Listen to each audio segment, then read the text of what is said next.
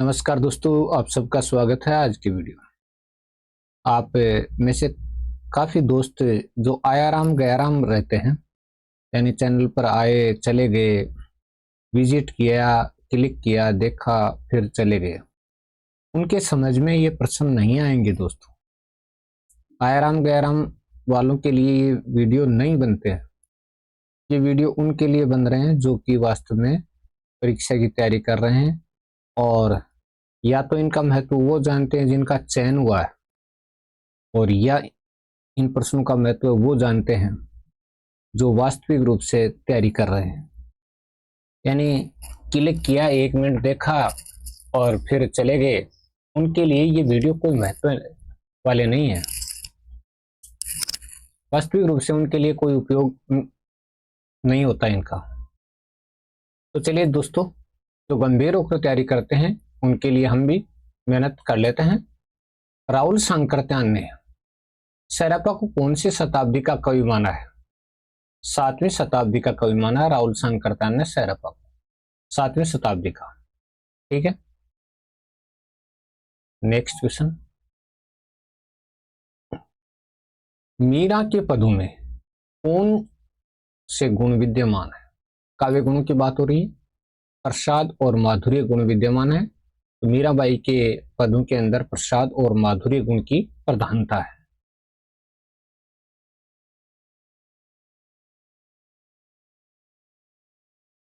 अगला क्वेश्चन देखते हैं, मीरा के पदों की भाषा कौन सी है?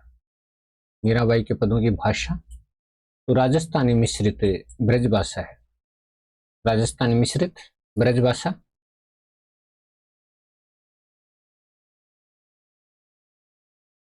भारतेंदु जी ने रत्नावली नामक नाटक किस भाषा से अनुदित करके लिखा? भारतेंदु जी ने रत्नावली नामक नाटक किस भाषा से अनुदित करके लिखा? संस्कृत भाषा से, और 1868 में इसका लेखन किया गया। तो रत्नावली नामक नाटक है वो संस्कृत से अनुदित करके लिखा गया और 1868 में इसकी रचना की गई। Next question. भारतेंदु जी ने कृष्ण मिश्र के प्रबोध चंद्रोदय नामक नाटक का अनुवाद किस नाम से किया? भारतेंदु हरिश्चंद्र जी ने कृष्ण मिश्र का जो प्रबोध चंद्रोदय नाटक है उसका अनुवाद किस नाम से किया था?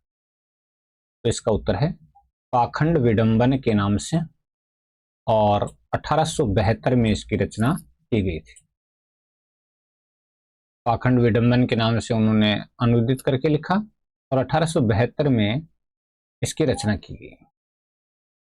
चलिए नेक्स्ट देखते हैं, कोणार्क नामक नाटक के रचनाकार का नाम बताइए। बहुत ही प्रसिद्ध नाटक है दोस्तों, और ये जगदीश चंद्र माथुर का नाटक है कोणार्क। तो कोणार्क नाटक के नाटककार का नाम बताइए। जगदीश चंद्र माथुर का नाटक है। नेक्स्ट क्वेश्चन देखते हैं क्या निकल कर आता है अपने सामने। लहरों के राजहंस नाटक के नाटककार का नाम बताइए। बहुत ही शानदार नाटक है, आप जो तैयारी करते हैं उन सभी साथियों ने पढ़ा भी होगा। मोहन राकेश का ये नाटक है। अगला प्रश्न है, अम्बपाली नाटक के नाटककार का नाम बताइए। अम्बपाली, अम्बपाली नाटक के नाटककार तो रामवृक्ष बेनीपुरी का ये नाटक है अम्बपाली। अम्बपाली नाटक किनका है? रामवृक्ष बेनीपुरी का नाटक है। नेक्स्ट क्वेश्चन देखते हैं क्या निकल कर आता है।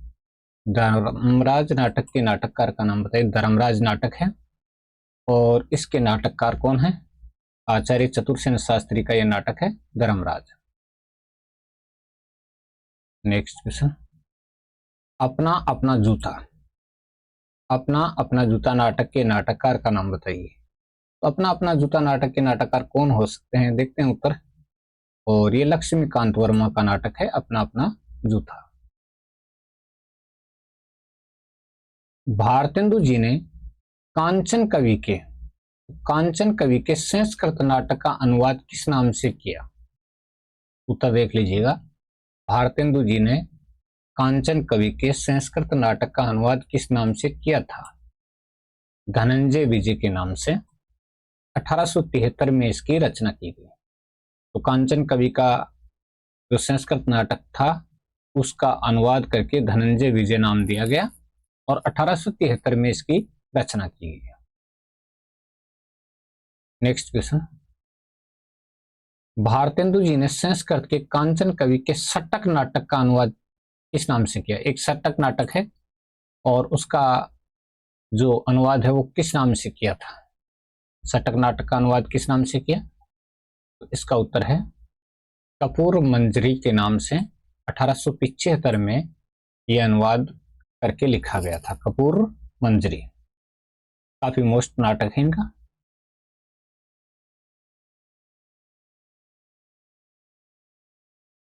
चलिए, भारतेंदु जी के नाट्य गीत का नाम बताइए। तो नाट्य गीत कौन सा है भारतेंदु जी का? भारत जननी है और 1877 में इसका लेखन किया गया। 1877 में इनका जो लेखन है वो हुआ था। नेक्स्ट क्वेश्चन, हरिश्चंद्र मैगजीन का संपादन किसने किया? हरिश्चंद्र मैगजीन का संपादन करने वाले कौन थे? उत्तर आपके सामने है, भारतेंदु हरिश्चंद्र। भारतेंदु हरिश्चंद्र ने हरिश्चंद्र मैगजीन का संपादन किया था। पहला राजा नाटक के नाटककार का नाम बताइए। जगदीश चंद्र माथुर का ये नाटक है पहला राजा। नेक्स्ट, अब्दुल्ला दीवाना नाटक के नाटककार का नाम बताइए। ये नाटक किसने लिखा था? तो ये लिखा था लक्ष्मी नारायण लाल ने। ठीक है जी। नेक्स्ट, शारदिया नाटक के नाटककार का नाम बताइए। शारदिया नाटक जगदीश चंद्र माथुर का नाटक है शारदिया। तो शारदिया नाटक किनका है? जगदीश चंद्र माथुर का। नेक्स्ट क्वेश्चन देखते हैं, देखिए क्या निकल कर आता है। भारतेंदु हरिश्चंद्र के विद्या सुंदर नाटक का प्रकाशन कब हुआ? तो नाटक का नाम है विद्या सुंदर और इसका प्रकाशन कब हुआ? 1868 में। और ये अनुदित नाटक है, यानी अनुवाद के आधार पर लिखा गया नाटक है।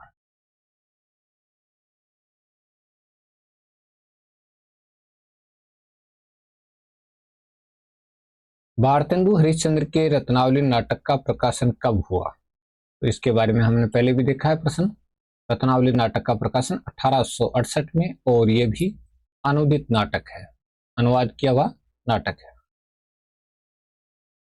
चलिए आगे बढ़ते हैं। ऋतुराज एकांकी के रचनाकार का नाम बताइए। डॉक्टर रामकुमार वर्मा का एकांकी है ऋतुराज। तो ऋतुराज किनका एकांकी है? डॉक्टर रामकुमार वर्मा का एकांकी है। चार एकांकी के रचयिता का नाम बताइए। रचना का नाम है चार एकांकी और इसके रचनाकार कौन है? इसके रचनाकार है उदय शंकर भट्ट। उदय शंकर भट्ट का ये एकांकी है। नेक्स्ट क्वेश्चन देखते हैं। आचार्य रामचंद्र शुक्ल ने हिंदी का प्रथम महाकवि किसको माना है? हिंदी का प्रथम महाकवि किसको माना है आचार्य रामचंद्र शुक्ल ने? तो इसका उत्तर है चंद बरदाई को उन्होंने हिंदी का प्रथम महाकवि माना है। नेक्स्ट, आचार्य रामचंद्र शुक्ल ने हिंदी का प्रथम महाकवि किसे माना है? तो आचार्य रामचंद्र शुक्ल ने हिंदी का प्रथम महाकवि किसको माना है? पृथ्वीराज रासो को उन्होंने हिंदी का प्रथम महाकाव्य माना है। नेक्स्ट, संयोगिता स्वयंवर नाटक की रचना किसने की? संयोगिता स्वयंवर नाटक की रचना करने वाले कौन थे? श्रीनिवास दास ने संयोगिता स्वयंवर नाटक की रचना की थी। हिंदी प्रदीप नामक मासिक पत्र का संपादन किसने किया? नामक पत्र का संपादन करने वाले कौन थे? बालकृष्ण भट्ट ने किया था हिंदी प्रदीप नामक पत्र का संपादन। ठीक है, हिंदी प्रदीप का। अगला क्वेश्चन देखते हैं। भारतेंदु जी द्वारा रचित चंद्रावली नाटिका का प्रकाशन कब हुआ? चंद्रावली नाटिका का प्रकाशन तो 1876 में इसका प्रकाशन हुआ था। चंद्रावली नाटिका का 1876 में। नेक्स्ट क्वेश्चन, सदादर्श नामक पत्र का संपादन किसने किया? सदादर्श नाम का पत्र है और उसका संपादन किसने किया था? चलिए, श्रीनिवास दास ने इस पत्र का संपादन किया था। अमर सिंह राठौड़ नाटक की रचना किसने की? अमर सिंह राठौड़ नाटक की रचना करने वाले कौन थे? चलिए उत्तर देख लेते हैं। राधा चरण गोस्वामी ने अमर सिंह राठौड़ नाटक की रचना की थी। विद्यापति को आदिकाल का कवि किसने माना है?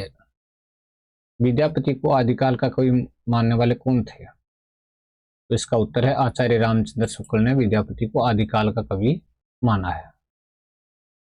नेक्स्ट, आचार्य रामचंद्र शुक्ल ने आदिकाल का नाम वीरगाथा काल क्यों दिया? आचार्य रामचंद्र शुक्ल ने आदिकाल का नाम वीरगाथा काल क्यों दिया? वीरगाथाओं की रचना प्रवृत्ति को प्रधान मानकर उन्होंने आदिकाल का नाम वीरगाथा काल दिया था। नेक्स्ट क्वेश्चन, हिंदी साहित्य का काल विभाजन करते समय आदिकाल नाम किसने दिया? हिंदी साहित्य का काल विभाजन करते समय आदिकाल नाम किसने दिया? आचार्य हजारी प्रसाद द्विवेदी ने दिया था काल विभाजन करते समय आदिकाल का आदिकाल नाम। नेक्स्ट,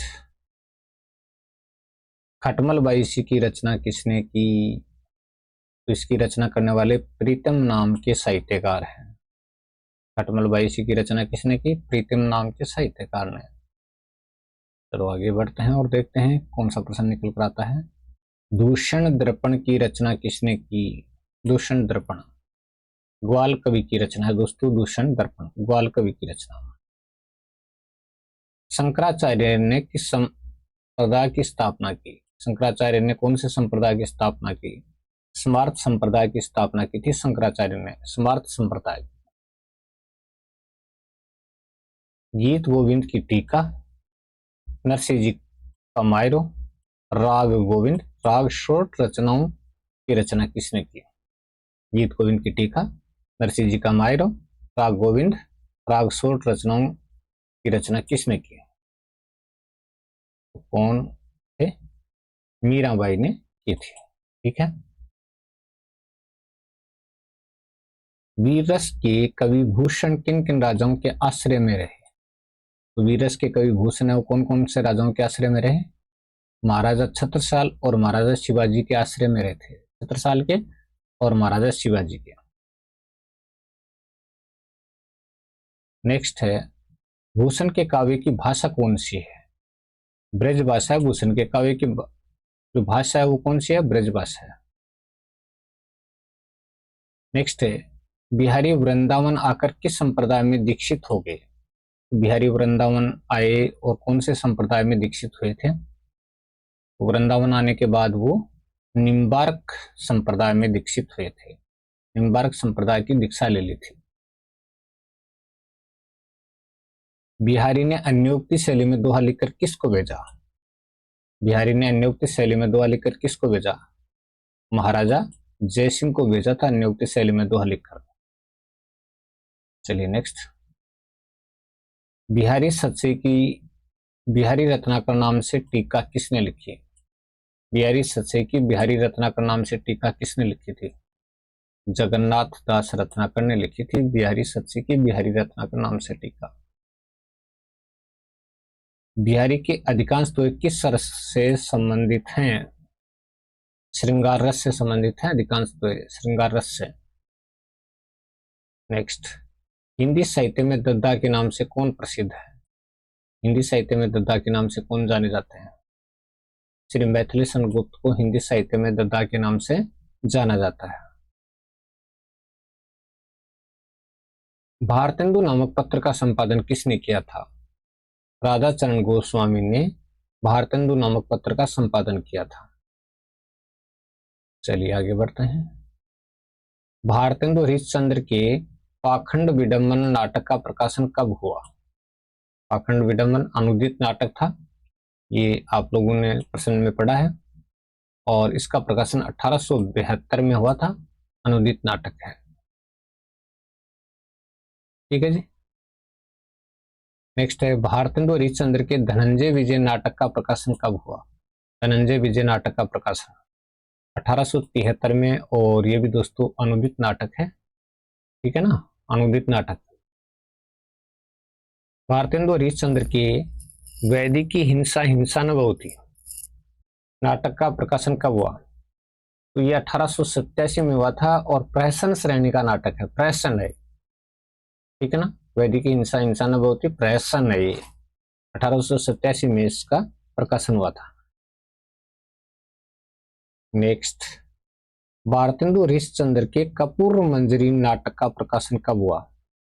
कपूर मंजरी नाटक का प्रकाशन 1875 में, और ये भी अनुदित नाटक है दोस्तों, अनुदित नाटक है। नेक्स्ट क्वेश्चन देखते हैं क्या निकल कर आता है। भारतेंदु हरिश्चंद्र के भारत जननी नाटक का प्रकाशन कब हुआ? 1877 में ये नाट्य गीत है, 1877 में हुआ था और ये नाट्य गीत है। चलिए, कुसुम कलिका कहानी के लेखक का नाम बताइए। कुसुम कलिका अंबिका दत्त व्यास की कहानी थी ये, और 1888 में इसका प्रकाशन हुआ था। नेक्स्ट क्वेश्चन देखते हैं क्या निकल कर आता है। प्रबोध पचासा की रचना किसने की थी? प्रबोध पचासा की रचना, इसके रचनाकार कौन थे? पद्माकर थे। प्रबोध पचासा के रचनाकार कौन? पद्माकर जी थे।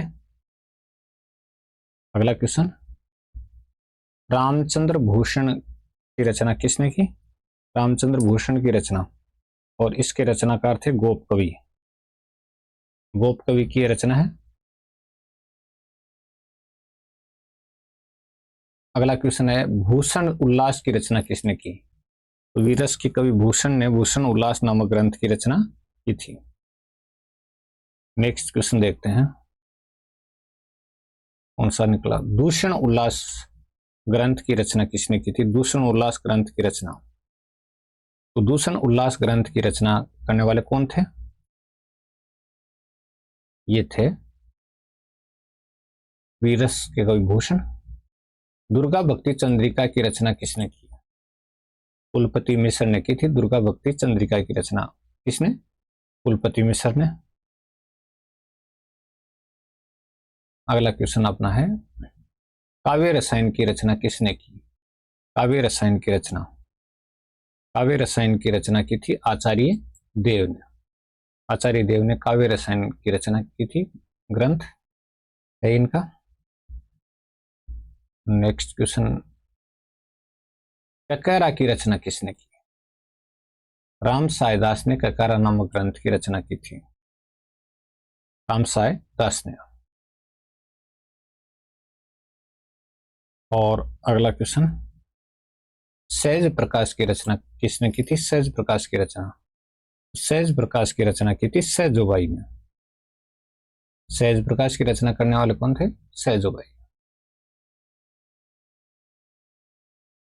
प्रकीर्णक छंद की रचना किसने की? प्रकीर्णक छंद की रचना घनानंद ने की थी। प्रकीर्णक छंद की रचना घनानंद ने। ठीक है जी। नेक्स्ट क्वेश्चन देखते हैं, इस्कलता की रचना किसने की? घनानंद ने इस्कलता नामक ग्रंथ की रचना की थी, घनानंद ने। नेक्स्ट क्वेश्चन, पदावली किसकी रचना है? पदावली घनानंद की भी है, मीरा की भी पदावली है, और विद्यापति की भी पदावली है।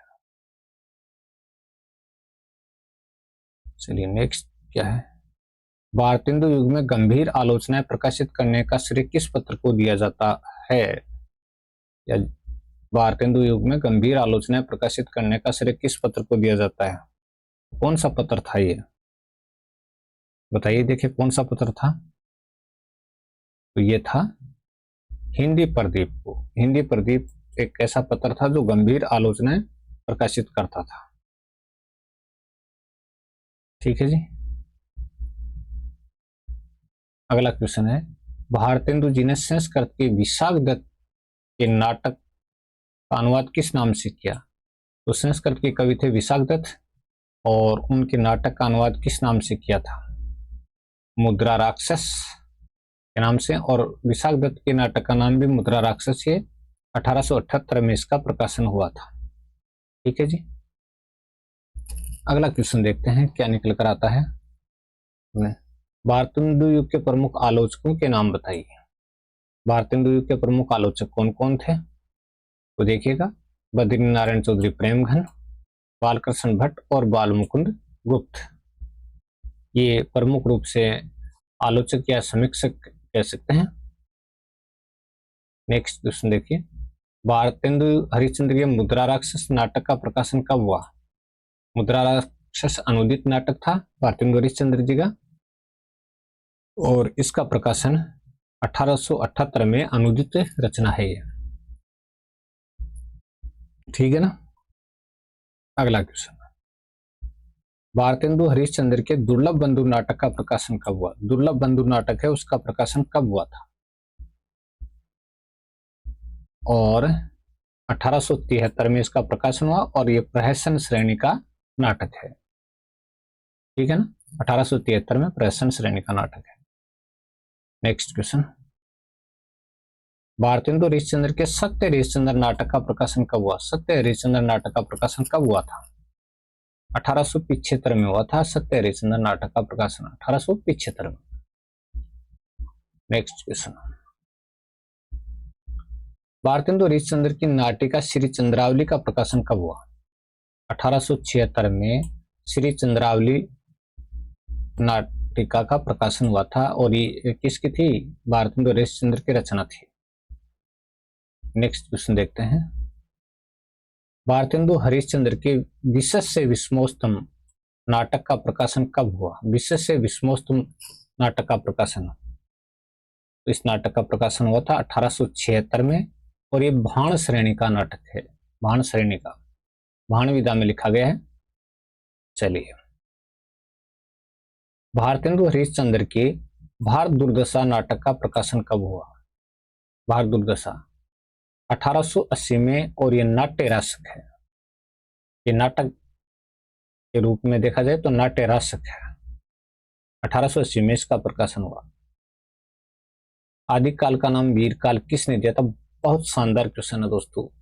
विश्वनाथ प्रसाद मिश्र ने आदिकाल का नाम वीरकाल दिया था, विश्वनाथ प्रसाद मिश्र ने। अगला क्वेश्चन देखते हैं, हास्य रत्न कहानी के लेखक का नाम बताइए। चंडी प्रसाद सिंह की कहानी है, और 1886 में इसका लेखन किया गया था, यानी लेखन प्रकाशन किया गया था। ठीक है।